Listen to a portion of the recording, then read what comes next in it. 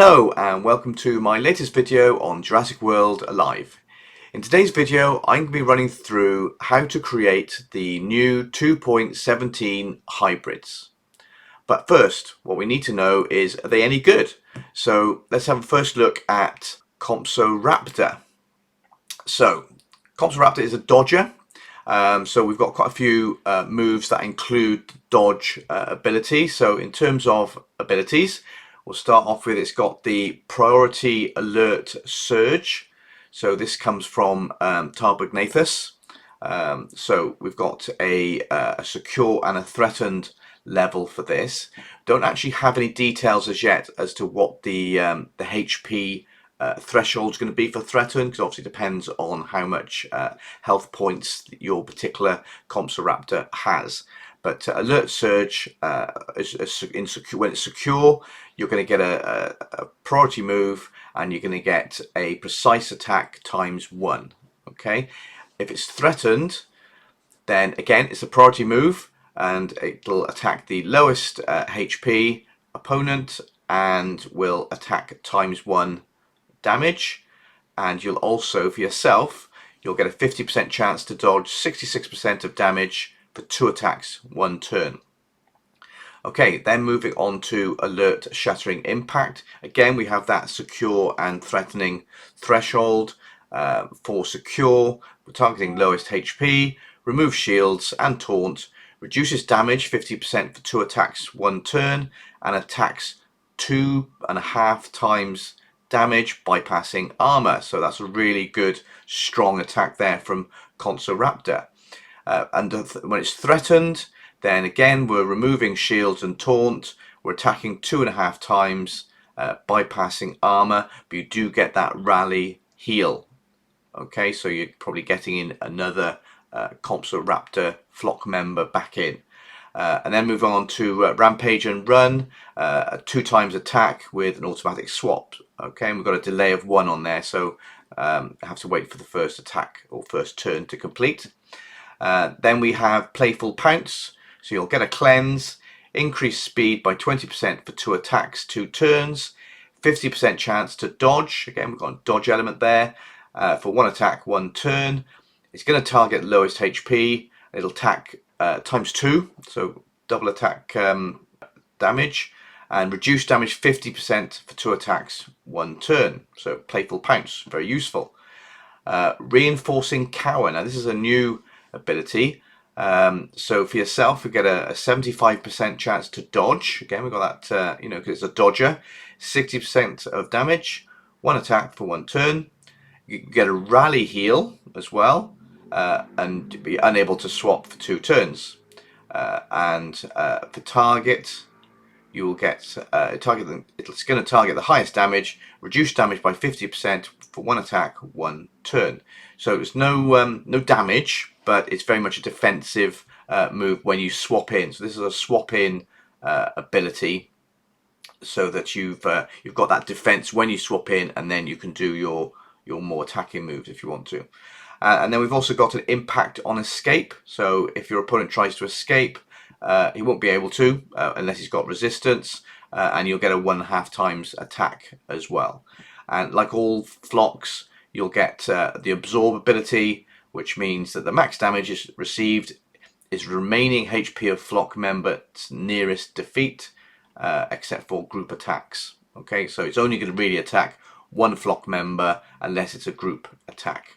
Okay, so that's Compsoraptor, and for me, I think that looks like a really useful creature. I certainly would like that on my team. I think with Giganix right now, it's useful to have a flock creature in your kind of arsenal, in your team, so that you can avoid those big, massive hits from Giganix. So anyway, so how do you build Compsoraptor? Let's have a look at that. Okay, so it's a unique creature, cunning and fierce, and it's made up of, like I said before, Tarbognathus, legendary, and we've got a new epic beta, or beta I think as you say in America. Okay, so these are both going to need to be at level 20, because we're obviously fusing for a unique, and it'll cost you 50 DNA per fuse for Tarbognathus and 200 DNA per fuse for beta. Okay, so if you want to create Compsoraptor, you're going to need 250 of its DNA to create it at level 21. So you're going to need approximately 650 DNA for Tarbognathus and 2600 DNA for beta. If you want to get to level 30, you're going to need 3000 DNA for Compsoraptor, which is going to take you approximately 7500 DNA for Tarbognathus and 30,000 DNA for beta. Okay, so how can we get hold of the DNA? So Tarbognathus, you can fuse that from Compsognathus Gen 2 and Tarbosaurus.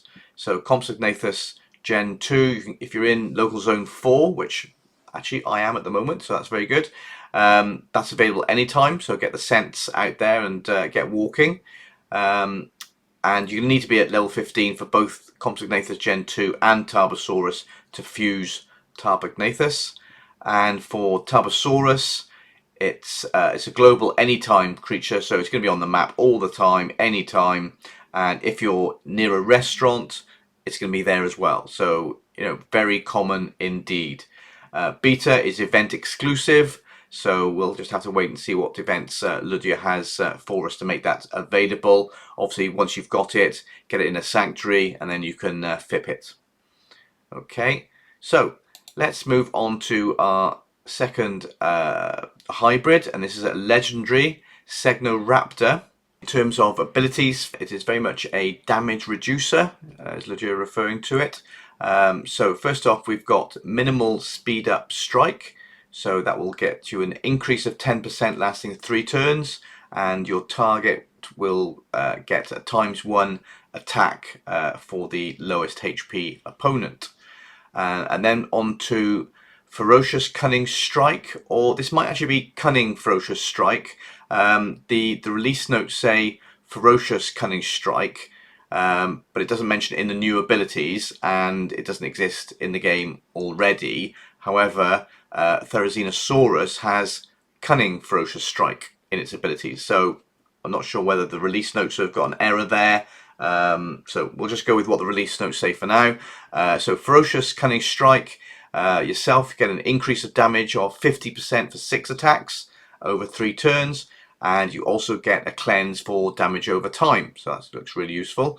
In terms of your target, it's going to target the highest damage creature, reduce damage by 50%, and critical hit chance 100% for 2 attacks, 1 turn, and remove damage and critical increase. It will also get an attack, a ×1 attack, so that's good.